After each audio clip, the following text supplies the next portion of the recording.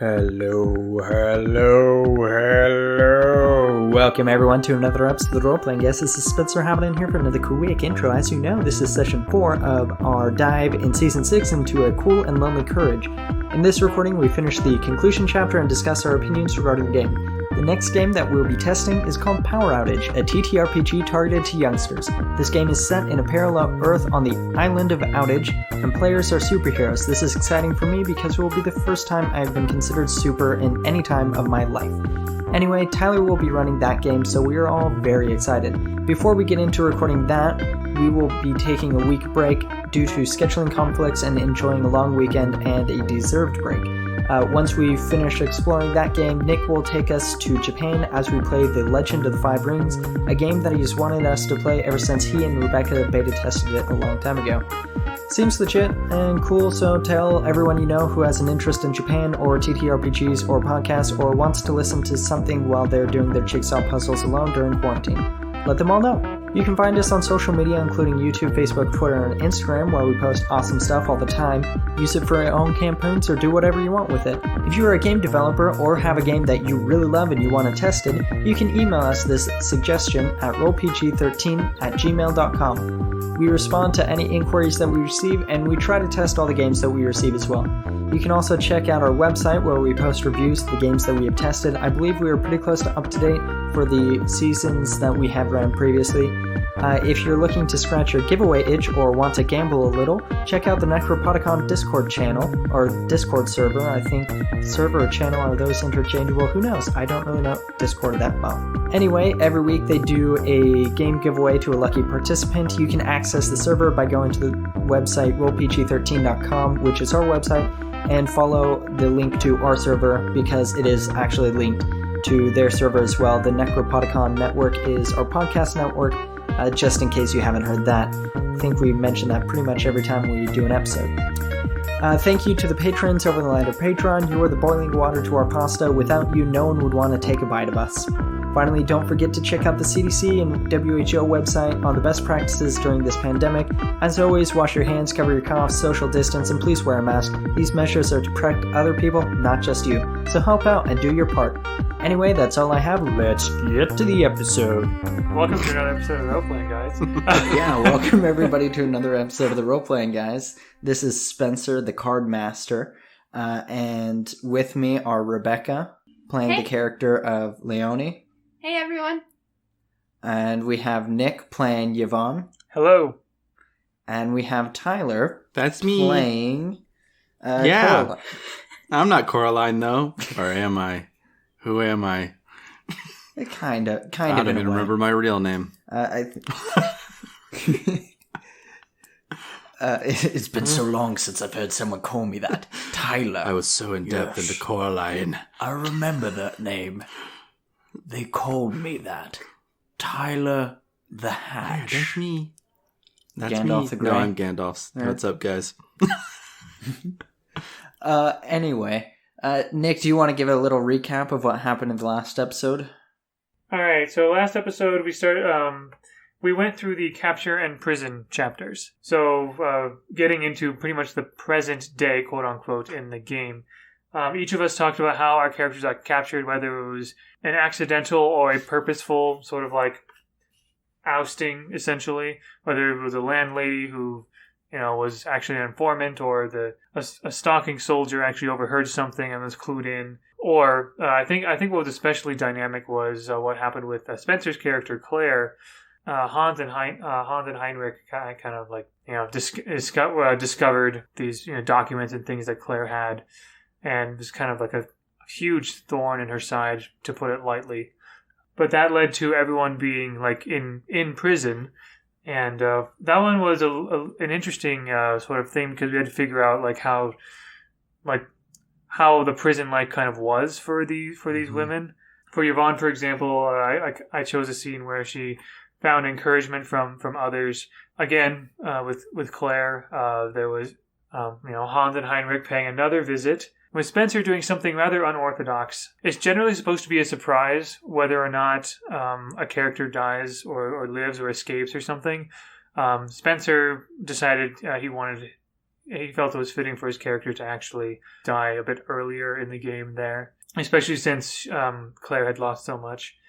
I remember certainly Coraline had to make the tough decision to give a cyanide pill to a good friend who felt like she was going to break, going to tell things if she wasn't she couldn't handle much more of the torture and interrogation. And then with Leonie, it was about the letter, right? Like she got she was talking with somebody. Another letter shortly before prison or something. She was talking about her significant other, and she was reading through some of the letters that he had sent her. And it was just talking with Yevone and with Claire about him. Yeah. And, that brings us to now where we're in I believe it's called the epilogue in the game. I think actually before the epilogue there is the conclusion. And then there's the epilogue. But those are the two things that we'll cover today, and then we'll also give a short review of the system, what we think of the system, and kind of discuss that and what our thoughts were. Real good. Real good. I'm gonna read through the explanation of the conclusion, and then I'm gonna explain a little bit more. At the final stage of the game, every player should have one card remaining in their hand. They now choose what they want to do with that card. You each secretly choose whether to keep it to yourself or donate it to another player. If you have been playing blind, you may keep the last card blind too, or you can choose to look at it. Looking at the card may make your choice harder though. Once all donations have been finalized and players have given a reason for the donations that they have made, see how many cards you have left in your hand. Those who have 2 or more cards in their hand of any suit escape, and they find their way back to Britain.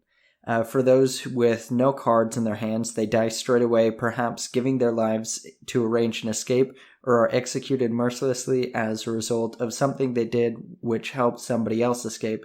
A short narrative of how an escape or execution takes place can be given. If you have one card in your hand, you will be sent from prison to a concentration camp. If that card is a black card, you are executed. If that card is a red card, you survive until the end of the war, scarred physically and mentally, but are a survivor. A short narrative of your death or how you survived is appropriate. So, what we decided to do was, for all the other cards, we've been showing each other exactly what we got. We drew them and we saw what they were. But for this last conclusion card, we thought it would be a fun idea if only the player knew the card that they received and nobody else in the group did.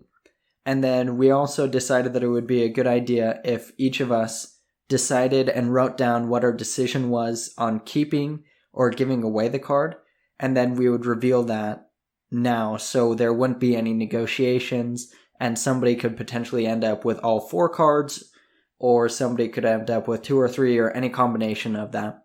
My wife sent a picture of all the cards individually to all the players. So Rebecca has her card and nobody else knows it. Nick has his, nobody else knows it. And Ty has his and nobody else knows it. I also have my card, which was drawn for me and sent to me. So when with our writing down, obviously we say whether we keep it or we give it to someone, and we say who we're giving it to. Should we also write down what the card was as well?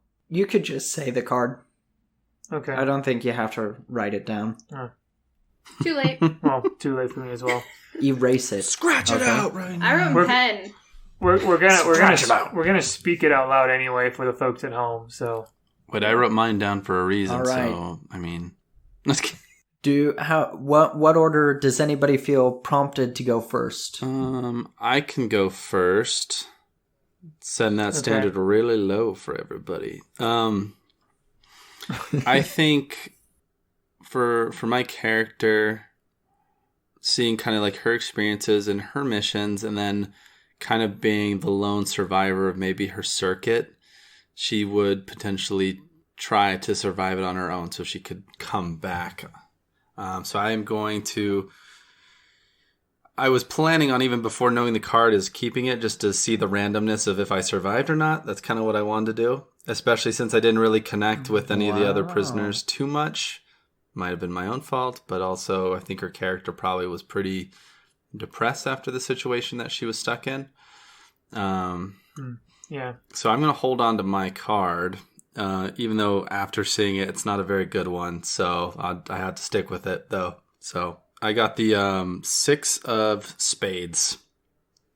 So that kind of explained what's going to happen. So I'll go next. So due to the last conversation that she had with Yevone and kind of the feeling that she had with what Yevone was saying, it seemed like Yevone was just kind of sad and down, but Claire saw that there was a lot of potential in Yvone's future, still being a young person, still having so much in front of them. So what I chose to do was give the card to Claire, or not to Claire, but to Yevone. And I decided that before seeing what the card was, but it was actually like a really good card because it was the 7 of diamonds that I gave to Yevone. So that's pretty good. I'll go next. Okay, so I have the 3 of clubs, and I'm keeping it because Leonie really, now that she knows her husband is hopefully still alive, really wants to survive to go back and see him again.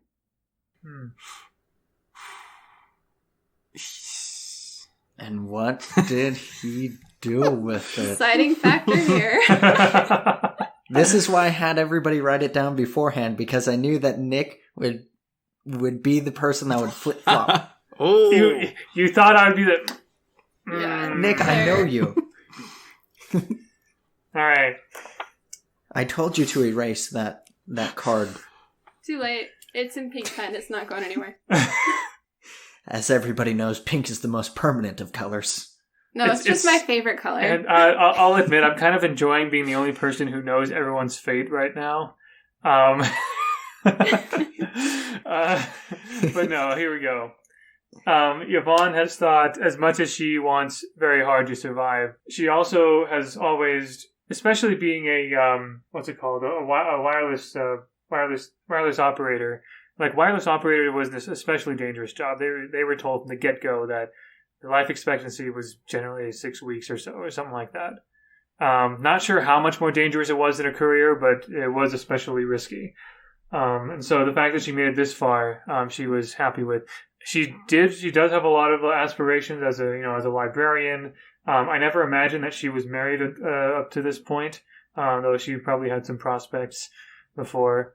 However, seeing that Leonie had such hope in meeting and seeing her husband again, and being inspired by that hope, Yevone decides to give her King of Hearts to Leonie. Aww. And that's only because you're married to Leonie in real life. Actually, no. I'd like to think that's not the real reason, but No, if Tyler had given a better, more heart-wrenching story of why he needed to live, I he would give didn't it have easy. one. That was the problem. It's like how the cards played out for the capture scenes, things like that. So it makes sense. Oh, I get it. Yeah, it was. I think the cards were not what we were expecting in a lot of circumstances. So why don't we play out these last scenes for you three who are still alive up to this point? yeah, because we've already done the death scene for Claire. Mm-hmm. So what happens with? Would this be included in the conclusion, or do we want to just like move through the epilogue as well? I think the epilogue is mostly like you spend time to explain if you escaped or survived or what happens after.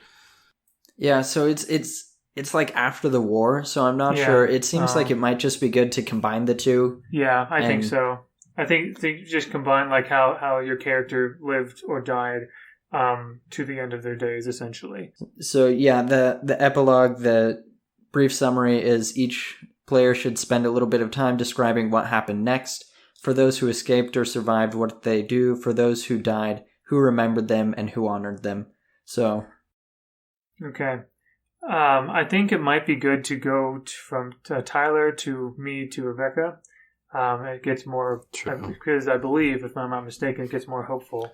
No, you're right. So it's kind of hard to maybe, like, I guess I can do like an internal dialogue or maybe just explain what happens to the character, I guess, I had some ideas seeing my card, especially on top of that. But yeah, so basically after meeting with the other resistance members who had their own great adventures and great experiences, finding love, losing love, finding success in France and defeating the Germans on their small little victories and also losing in big ways, we were all separated, or at least I was.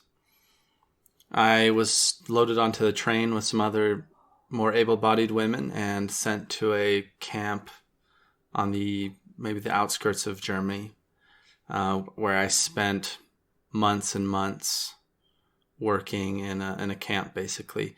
Though I tried to continue fighting and trying to survive, to avenge my circuit friends and even get back to my family in England, the amount of stress and the amount of physical brutality that was put upon us was too much for my body to handle. And on one winter day when we were out, I fell asleep in the snow to never wake up. And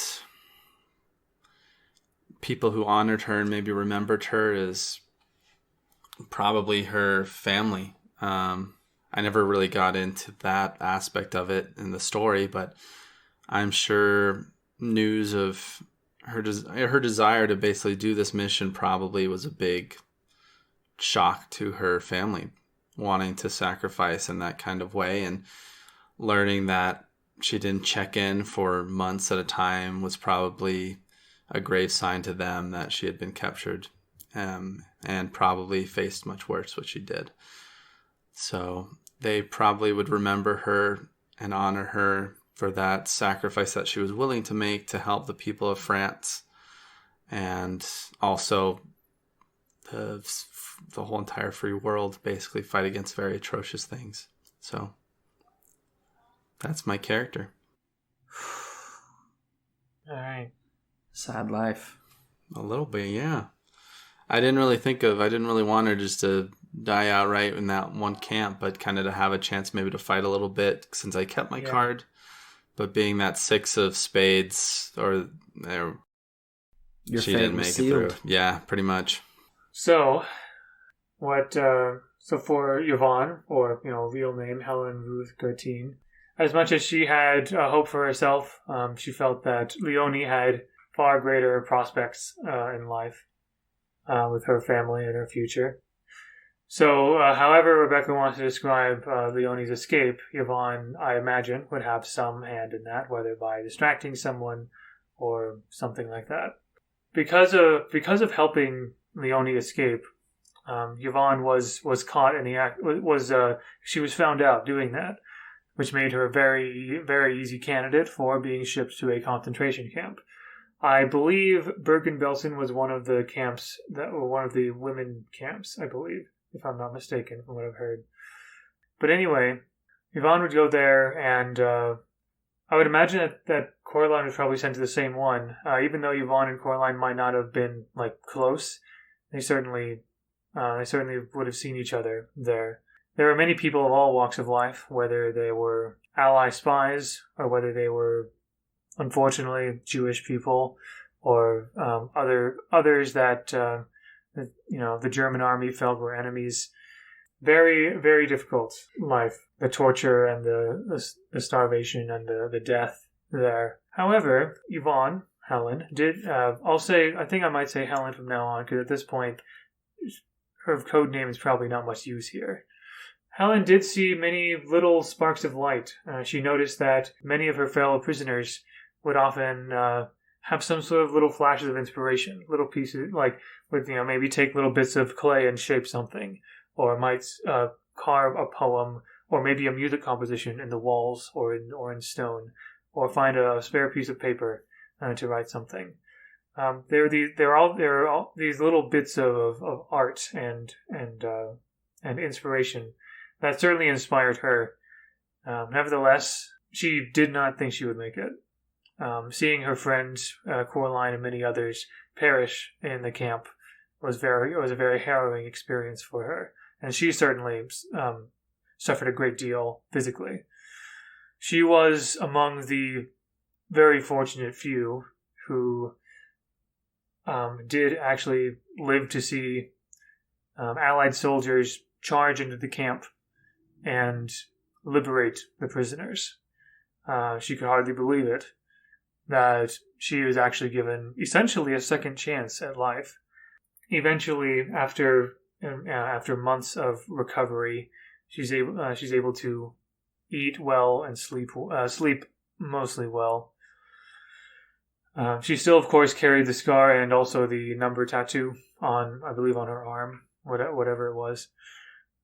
But she made it back to America, and she ended up living on Prince Edward Island up in Canada. She had always loved the eastern Canadian coast, and she had, I think Anne of Green Gables was a published book by that time, and so she had always wanted to maybe make a living out there. She found a small library to work in, a nice quiet place where people don't usually ask too many questions about herself, so that she doesn't have to share. She isn't asked very many times, if ever, to share what her life was really like during the war. Of course, because she valued records, she would write down everything she remembered in a diary and lock it up in a safe place. She ended up marrying, had a wonderful family and lots of grandchildren who loved and respected her, but almost none of them really knew what she actually did until she passed away, and things were found among her belongings, and the truth came out of what she did, making people respect her and revere her all the more. So, I will say that will be the conclusion of Helen Ruth Gertine, a survivor, but certainly at a cost. That was a really good one. Thank Nick, you. the storyteller. They were able to figure everything out with all the detailed notes that she left of everything that happened. Right, she was very, very detailed in her notes because that was a flaw she was trying to overcome as a wireless operator. Oh man, I'm excited for Leonie now. So in the hubbub with Claire's death caused a bit of a stir since it wasn't exactly planned. There was an opportunity that Leonie and Yevone saw to get out of their cell as they were nearing their only viable exit.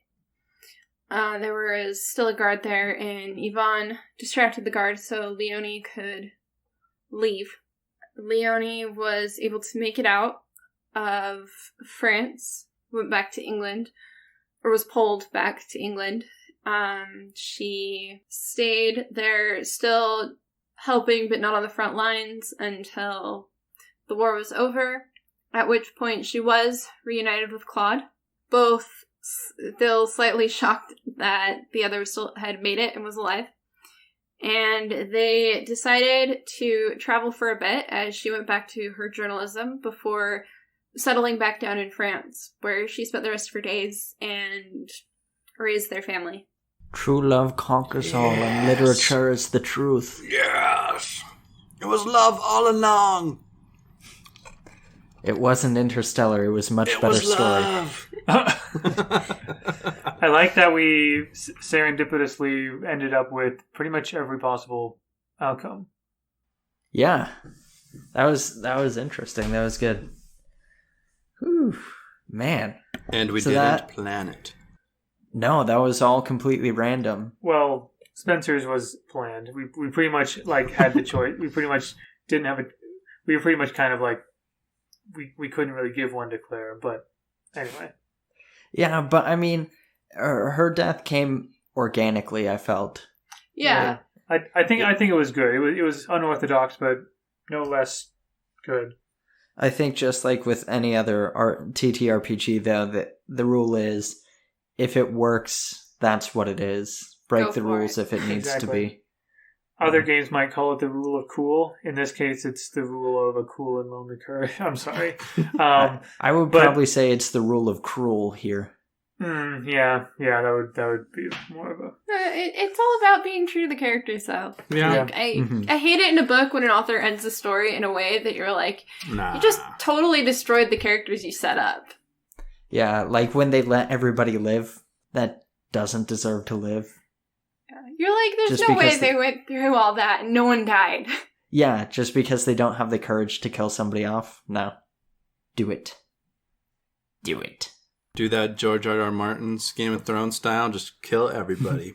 Bop, bop. That is the other extreme, also... with that one, pretty much everyone in there is a bad person. From True. what I hear. Not that I really yes. follow, but I've heard enough. Anyway, So, great. Now that we've finished playing through the game, why don't we go around and share our thoughts about the game itself and what we thought about it? Does anybody feel particularly motivated to go first? I can go first. Woo-hoo. We talked about this a little bit amongst ourselves before recording. I feel like we'll probably all say some similar things, but I get to be the first one to say it, so that's fun. Anyway, I gotta say, wow! On many levels, this is certainly well, first of all, the amount of research in this specific part of the narrative, the story of World War II, this very specific and lesser known part of it, no less. It's quite impressive how much, even though there is this is dependent on improv. There's a lot given to you and a lot of real stories and the real things given to you to help you kind of craft your own version of that, to kind of see what it's like. I thought the game was very well done, the way that it is played. And how I think this is honestly one of the best ways to teach someone about the SOE, really. In this way, you get to kind of experience what they experienced, or sort of feel what they felt. You see the sort of there's luck involved in what happens to them, which is certainly a big part of what they did in war. There were a lot of things that happened to them that they really couldn't help, even though they did their best. So I think I love when mechanics serve the story, or the mechanics serve the concept. And like with Flying Circus, this is another one where the mechanics certainly do support that. Certainly different than what we're used to. This is the first time, as we've said before, that we've ever played a GM-less game on Role-Playing Guys. And the first time we, as people, as friends, have ever played a GM-less game together. And none of us consider ourselves that good at improv anyway, as you've probably heard. But that just goes to show that if you're up for this, you can do it. Really, anyone can do this if there's enough trust, or if there's enough honesty. We didn't really have any like safety tools, quote unquote, here because we know each other pretty well. But if there's enough of a system there, or enough honesty, and enough of a willingness to explore this, I think this is certainly worth your time, I think. And this is a wonderful way to honor those from the SOE. So, very well done, Alex White. I'm very impressed, and I'm very glad to have had this opportunity to play it. I think you summarized a lot of the points that I was going to get at, but to Nick's point about the safety tools that have been that are specifically provided in the format of this game, we did spend a good 5 or 10 minutes before doing Claire's last scene discussing how it was heavy. And True. It wasn't... I left in some of that discussion, but I cut out a decent amount because we were going back and forth and trying to figure out, would it be appropriate? Would it be too much? Would it be respectful? And would it push any of us too far to a point that we weren't comfortable? So, I mean, even though this is an improv game and there are tools in place, I think, like Nick said, it's being honest with the other players and with everybody there about what your comfort level is, just in general, with any role-playing game. It was a very interesting experience. Like Nick, I never did like drama club or anything like that where you had to do improvisation stuff. And This kind of I did improv stuff all the time. I just wasn't very good at it. Like theater class and stuff, I mean. But anyway, go on. There was like a few seeds where I just loved Nick's improvisation. It was really good. This is secret message. That's my favorite part of this entire mini arc. I just loved it. For me, initially, I felt like it was... I don't know. For me, it still doesn't really... It's a game you can play. The most powerful observation Tyler can give. I didn't really feel like it was like a normal TTRPG that we normally test. Just because it doesn't have many mechanics. It's very simple. But I also think that is the power behind the game, because with the amount of experiences that these women had with the possibilities of what they could have faced, like I don't think the mechanics would have ruined the whole experience. So, like Nick said, the game hits its mark perfectly with the mechanics and allows you to feel what these women felt in a very small way, so that you can learn and honor their memory for what they did, which is a lot of really crazy stuff. I think the part that I loved the most about the rule book was the stories, like the actual stories of the women who either survived or died. Yeah. And a lot of them are just really, really crazy. And it's amazing that they actually did those things, because it sounds like it's stuff from a movie, So I think he did an excellent job. Like you said, tons of love, tons of research into it. Very improv heavy. So if you like that kind of stuff, that's awesome. You're going to love this game. That's kind of just my thoughts. I agree. I think, yeah. It is a game, though. Hey, I mean, you can't deny that. Yeah. Mm-hmm. Sorry, one small thing that I've mentioned to Spencer before, but haven't mentioned it here. I think probably the one main thing I would have liked to see in this is maybe more explanation about how the radio transmission technology was. It was a bit unclear to me how I wasn't very familiar with radio technology from the 1940s. There are lots of resources in the book about further reading and about like scene prompts and things like that. There's so much in there, but the one thing that I was struggling a little bit was trying to understand, like, so how did that work? How did that work? How did exactly? Anyway, it's honestly probably a very small thing, but something I struggled with a little bit. But anyway, that's all from me. Mm-hmm. Yeah, I think that would have been nice. Like, the cover has really cool art that shows a woman sending a message, and the guy's using like a bike pedal to maybe power it. I have no idea.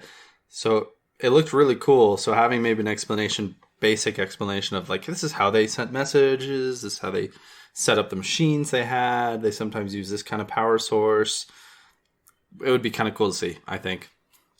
So I agree. Maybe it was in one of the books for further reading, but unfortunately we didn't really get to any of that. True. We focused on the game instead of like all the research, but still, Anyway. I think there's a little bit of an unrealistic expectation to, if you want to know that, then you have to do external reading for a player as a writer of a book, as a writer of a rule book. I think there should be something provided. I agree with Nick. Rebecca, do you want to go? Sure. So I guess to start with, I was imagining my character to go a completely different way. When I started out with Claude still being alive, I thought I would probably end up with I think it was spades. Mm-hmm. A death. Yeah, I was expecting one of those to come up just because that's how my luck usually runs. And I was expecting the death to be a major part of her story. Oh. And it never came up. I kept getting success. I kept getting, so I had a misfortune at the beginning, and then I kept getting successes and love. So it completely changed where I thought my story was going to go. I really liked the concept of writing down the side characters as you have them on note cards, and then adding to them as you grow those characters or as they expand, especially if you have repeat characters. I feel like it just kind of helps add to the depths of a story. Mm-hmm. And then as you get later scenes, you can reuse people instead of trying to just come up with new things each time. Or like you with Noel. Yeah. That story really grew, and he grew from like this random character to someone who was a major motivation for you. Mm-hmm. I did actually enjoy the improv part of it. I used to make up stories in my head to go to sleep because I had a really hard time shutting my brain off long enough to fall asleep at night with my anxiety. So I'm probably a little more comfortable with making stuff up on the fly. So you're more comfortable with lying. Oh. Whoa. That's a bomb drop right there. I create lies daily. Let's put it this way. I'm really good at lying in character. Sure. Whatever you say, Rebecca. Real life, Those I'm a really bad classified liar. documents. It said classified right on the top. I loved watching Nick try, like, we would say where we want the scene to go and give Nick a roll, and then loved watching him try to figure out how to get the scene to go that way as we're playing against his whatever character he was trying to play. I got great enjoyment out of that. That was really good, like, from a funny perspective, but I felt like his last scene with Claire as Heinrich was so good. Mm-hmm. Oh. Like, that was so good. I really thought that Nick, like, that was really good character work there. Like, he got better as it went along, too. Oh, well, thank you. But, I'm sorry, honey, I love you, but it brought me great joy to watch some of those scenes almost train wreck. That brutal honesty. This is a review, so... Yeah. This is a review of the game, not of me. Not of your husband. Not of your husband. That's a different podcast. Well, Every other day it's a review of me, okay? Like, this is... The Nick Review Podcast. Everyone, welcome to the Nick Reviewing Review Nick. Podcast, hosted by Rebecca. Guest starring Spencer and Tyler.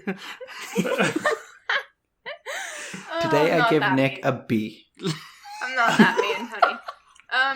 Yeesh. No, but like, it gives opportunity to grow at something you're not comfortable with, too. Yes. Mm-hmm. Or not good at. Yeah. Hey, Nick, just remember they are the ones that are being very, they're cranky with you.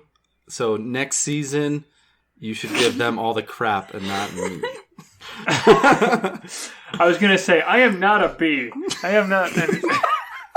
You're an A+, and the reason I'm still saying Just remember who brought all this stuff up. It wasn't me. It was these two.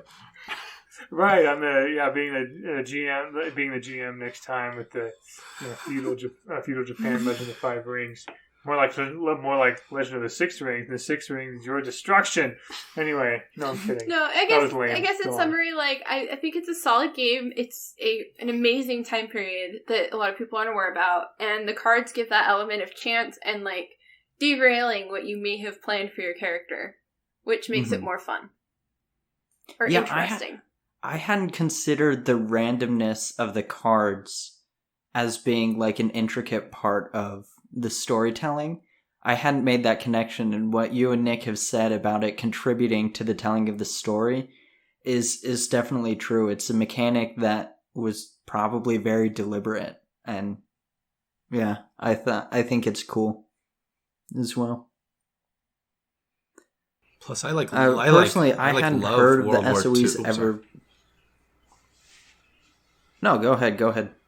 I was going to say the exact same thing. So I love World War II history, and I had never heard about these people. So just want to put that out. So there's still a lot of really amazing things. So.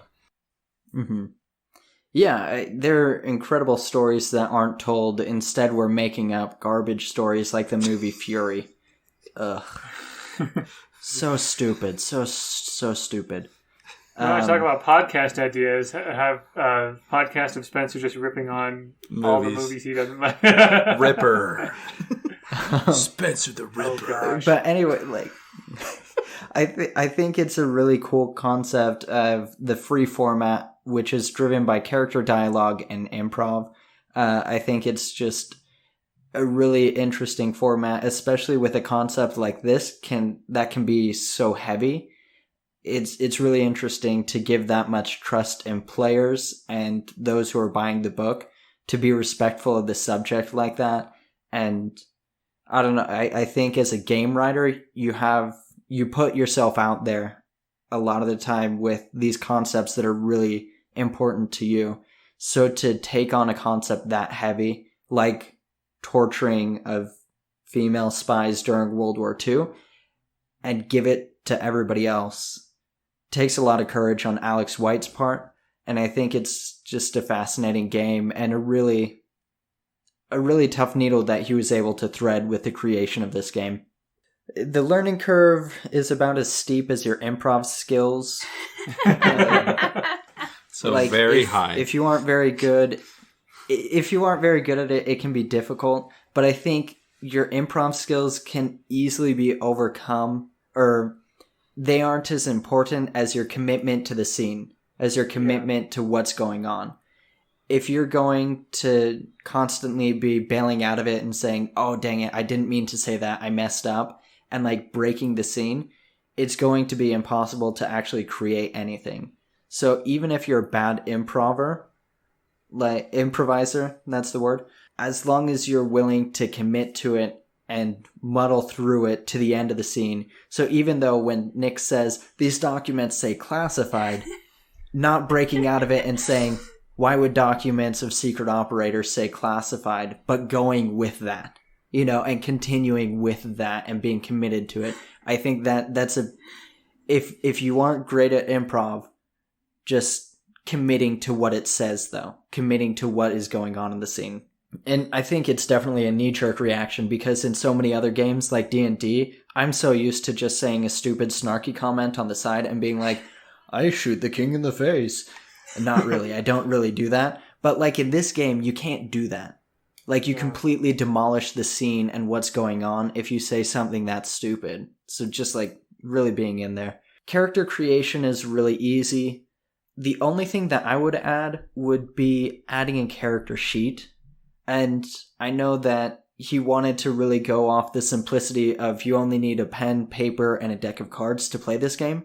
But I really think that any game that requires you to have more than a name and a basic single word description of your character requires a character sheet.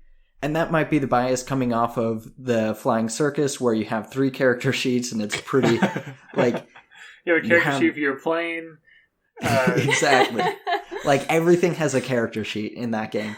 So that might be a little bit of bias coming into it, but I do think that having a simple character sheet of all the questions that you're asked would be really nice. And then also providing something that would be just like a note card essentially for the spare characters, the NPCs that you're playing with too. So like even though you can write it down on a note card, it would be nice just to have like a little even half sheet or a quarter sheet of paper that you'd be able to write out some details more easily and have that be formatted and provided to you. That might just be the accountant speaking of wanting everything organized and me being, I think that's really obnoxious and idiosyncratic. Yeah, I think that's a valid point. I wrote down all my character details on a sheet of paper, and it could be nice to have something nice and organized and designed for the game. Well, it'd probably be easier playing this all like in person, just because then you only have like. For me, it's like I had to note down like everything because we all had to play different characters for different people. Right. So I kept my own notes on everyone's stories. Mm-hmm. But I think like having if you were all playing together on like a table, it'd be much easier because you just have one sheet pretty much for everyone and have all the characters laid out with their descriptions and things like that. So I think like in person, always a little bit easier than over long distance. But I think maybe adding more about the character's backstory, like maybe families. I think because that was kind of the hard part for me. It was like, okay, who's going to remember my character at the end when she, dies or passes away at the camp? So it's like maybe a tool is to maybe have that beforehand so that it can be a little bit more powerful at the end. Because I think family is an important thing, especially back then. So, just another idea. Yeah, I mean, there's kind of a little bit that you can add there at the beginning, but I do think adding another question of more of a background question on your character would be a good idea too. Yeah. That makes sense, Ty. So maybe beefing up the character backstories to help you get into the character a little bit more could be not a bad thing, especially with how simple the game is. Like, not having more material up front might be better in the long run. More prepared. Mm-hmm. I guess that wasn't as big for me just because that's how I make all my characters. I'm a background. 3 novels of backstory. I read an I entire have to book. build a backstory in order to be able to play the character. Mm-hmm. For me, that's how I play the character. I have to understand why they do what they do to be them. Yeah. No, I think that's a fair thing, and I think it goes hand in hand with any good TTRPG. Like, it's to create a story is just as much dependent on the players as it is on the GM. So if like a player comes to me and they don't have anything for a character concept and I'm supposed to be writing an engaging story for them, you can't do it. You can't do it. You can't do it if they do not have something that they come with. Otherwise, it's just like you make up anything and they're like, well, why do I care? I can just leave. So if you don't have something that pulls them in, you can't do anything, no matter how good you are as a GM. Mm-hmm. I mean, I don't care how good you are. You can't fight a player's apathy to come unprepared. Gameplay, I already kind of mentioned this with the learning curve. The gameplay is as good as the player's commitment and your improv skills, but commitment is definitely more important than improv skills. Mm-hmm. Not jumping out of a scene is just so important because then you break the entire illusion. And that's what I think this game is meant to be more than anything, and trying to really create an immersive experience. So as committed as players will be, that's how good the game will be. As far as gameplay goes, the cost of the game is something that I have a little bit of an issue with. I think I saw it on Drive-Thru RPG for $18, and what you're getting with that is the core rulebook and then some reference sheets. And for me, I don't feel like it was $18 worth. I understand that this was a passion project and there's a lot of research that went into it, but just in general, I don't feel like you get a whole ton for your money's worth when you're only getting like 60 pages of material.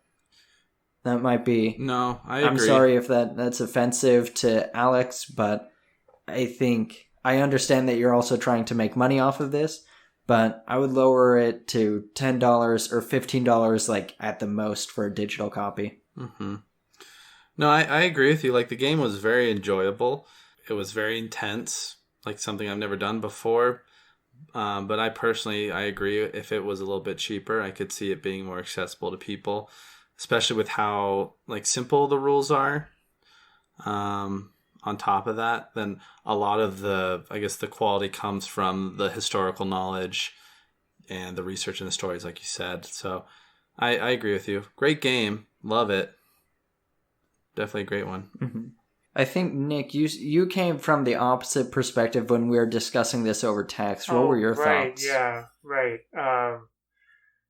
So I certainly understand where you're coming from with that. This game is, rules-wise, how it's played is very simple. In fact, one could probably just like kind of explain how the game works in about 10 minutes or so. So again, I understand the arguments that way.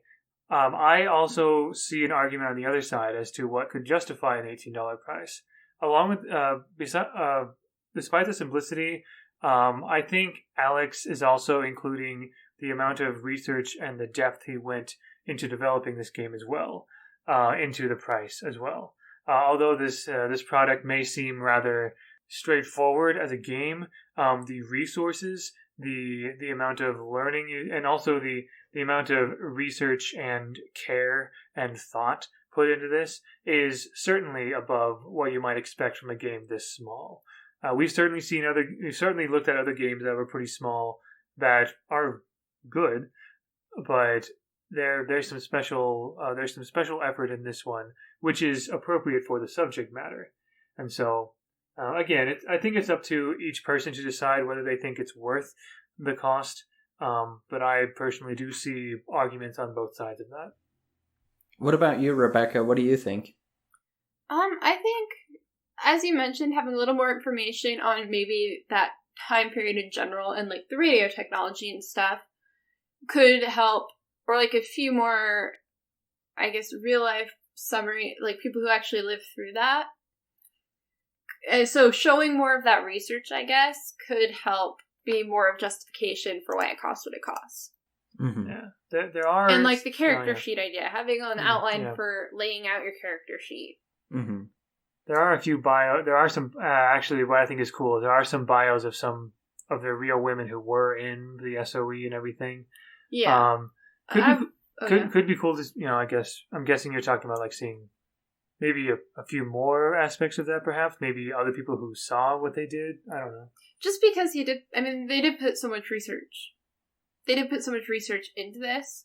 Mm-hmm. And so I guess seeing more of that research into play and like helping for setting up the time. Mm-hmm. So again, like having a little more background of what the time was like, so what you're dealing with for resources and stuff. I know sometimes it's really hard, us living in the day and age we do, to not try and to think back to that time and the limitations of what was accessible at that time. Yeah, I think judging and trying to apply today's style of living to what it was actually in the 1940s. Yeah. For me, I don't imagine I can't really see myself picking up this game again, and I think it just hits a really, really niche market is what it is. But I do think that it actually might be a fantastic game for like high school history teachers. Might be an interesting thing to do. But high school, or maybe especially college too, if you think the subject matter might be too much for high school students. Certainly maturity level. Sorry. Maturity. Maybe more college or something like that. I don't know, but or if it could be modified for other settings. But yeah, like I said, this is something like this is a perfect way to learn about this niche bit of World War II. Which of course that could apply to many other things you want people to learn or experience for themselves. But I'm glad I learned about the SOE, and I'm glad I learned about it like this. Mm-hmm. The last couple of things that I have to say, I think, are recommendations of additions to the book. I would add a list of French cities, or perhaps even a map, to give specific places to cite, because like it was really difficult for me to be like, oh, in northern France, and feel like I was there. To be able to reference a city would be really nice. And they've already got so many reference sheets already. Just to be able to have that in the book, that would be a really nice thing to add. It's not that hard to do. Is it not a French city thing? I saw a thing for German cities, I thought. Or maybe even like some stories of like some actual cities where the SOE worked. Like, yeah, that would be cool too. That'd be amazing to be like, hey, in this area, so and so did this mission and did that, and in this circuit they communicated this. Well, even in the bios, I don't recall them saying specific locations. It was just either. In France. I would love to see a map with locations of some of their real life examples to help just kind of build the scene. Yeah, I think that would be really cool. Honestly, I was lucky I took French class for 4 years because it made coming up with names on the spur of the moment a lot easier. All I remember is Paris, Cannes, and Lyon. Well, I didn't know about Lyon. I knew about Marseille. No, Nice. I'm sorry. Oh, Nice. That's another one. Yeah. And this last recommendation may sound like I'm coming from a different planet, but I think adding a list of typical locations in a French city of the time would be nice. I felt myself going and saying, like "Oh, at the cafe, at the cafe, at the cafe," so many times. Did they have cafes back then? Instead of saying at the library or at the club or whatever. I wish that there was a little bit more, and that may sound just like I don't know what I'm talking about, but I think it would be nice to have a list of typical places. Like cultural context. There actually is on page 37 of the book, it says game aids locations. And it lists things like a sunny cafe, on the train, at the Grand Opera, a country farm. Maybe if you're looking a musty old library under the railway arches, a wine cellar with a hidden cache. Maybe if you're looking for more detailed, I guess I could see that. But that is an easy page to miss, to be fair. I feel like, yeah, I think guess what that Spencer works. wants is something maybe a little more about the culture of France during that time period. Like, how did people act? Oh, okay. Where did they go? How did they spend their days? Mm-hmm. Like I said, historical context. Yeah, kind of like a general list. And I feel like these are very specific to the SOE. Most of them. Well, and also I guess you could see them in almost any European area too. Yeah. Mm-hmm. So I think I see where you're going from. That might just add a little bit of flavor to it. I think, lastly, I think overall it's a great way to spend an afternoon, especially in these quarantine times, because you can play it like we did digitally, so you don't even have to be in the same room.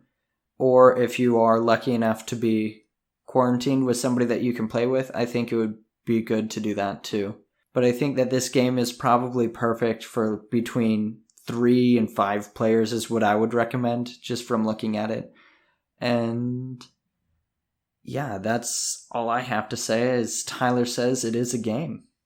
It is a game. That's what it is. Cool. But yeah, well done, Alex White, and I thank you again for letting us try the game. We look forward to having you listen to this and listening to our thoughts, and hope that you see more success and recognition with your work on this game. Mm-hmm. Moving to the next mini-season or mini-series that we're doing, Ty is going to be in charge of that. I think we may start recording next week, perhaps the week after, depending on schedules. Sounds good. So maybe let's just take a little week off, and then I guess we can record the following week, and we can start Power Outage. Ty, do you want to do a little explanation of the game Power Outage? Yeah, so basically, from what I understand, it is a game developed for more children-like age, and it's basically, so for us, it's people. perfect. It's perfect for us, because that's my intelligence level today. Basically, you play superheroes. I haven't really read too much into the specific lore of the world, but that's kind of the gist of it from what I understand of talking with the creator very briefly on Twitter. So if you want to know a little bit more of the world, it's set in Outage, Alaska, which is like an island out in Alaska area. And is there an approximate time period for this? I think it's current time.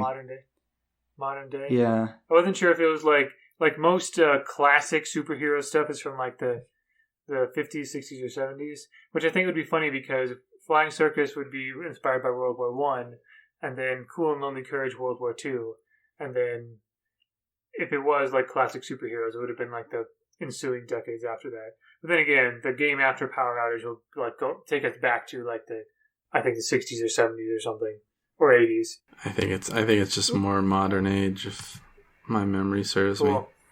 Power Outage is set in a parallel Earth environment where a large island found in the Bering Sea has become a hotbed for superheroic activity. Outage, Alaska functions as a semi-sovereign territory of the United States, but still remains thoroughly contested landscape.